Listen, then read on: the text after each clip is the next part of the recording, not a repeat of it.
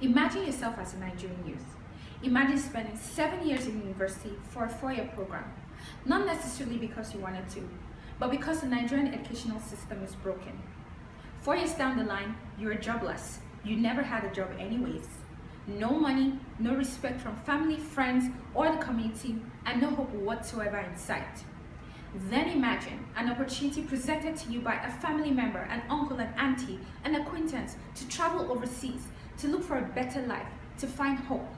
It doesn't matter if you're trafficked or smuggled across borders. It doesn't matter if you have to cross the desert or travel over the seas. This hope must be found by all means. This is the story of Osaze and thousands of Nigerian youth. 4 years after Osaze left the shores of Nigeria, his parents have heard nothing from him. Osaze is probably dead. Now, for those youth who are lucky enough to be alive and who moved back to Nigeria, the sense of despondency that surrounds the country pushes them to look for means to travel out of the country again, and not legally. Now, with this, one can tell that it's not rocket science that Nigeria is going through a serious migration crisis. In fact, statistics have shown that Nigeria turns out one of the highest numbers of illegal migrants moving to Europe from sub-Saharan Africa.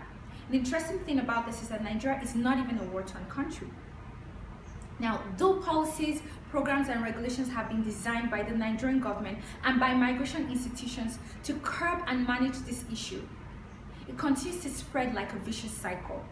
And so one might ask why. This is where my paper comes in. My paper seeks to examine systemic issues as root factors, and I'll give examples such as poverty, unemployment, insecurity, and corruption, and how they influence the capacity and capability or lack thereof of migration institutions in curbing this vicious cycle. I'm focusing on migration institutions because in this conflict system, they serve as one of the highest authorities in that they make these laws and regulations. I'm focusing on push factors because my paper is premised on the fact that a good understanding by migration institutions of these push factors will give a better platform for creating more holistic and better approaches to combating this vicious cycle.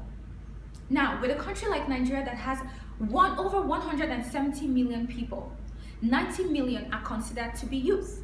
Of this 90 million, 56% are unemployed, 9% are underemployed, and only 35% are unemployed. With statistics like this, we know that it has a devastating effect not only on the Nigerian economy, but on families, on the community. And I believe that if it's not curbed sooner than later, it will spiral and it will destroy the country altogether. So one might ask why I'm passionate about this. I'm passionate because I'm a Nigerian youth, and I'm passionate because I see this every day at my job. Thank you.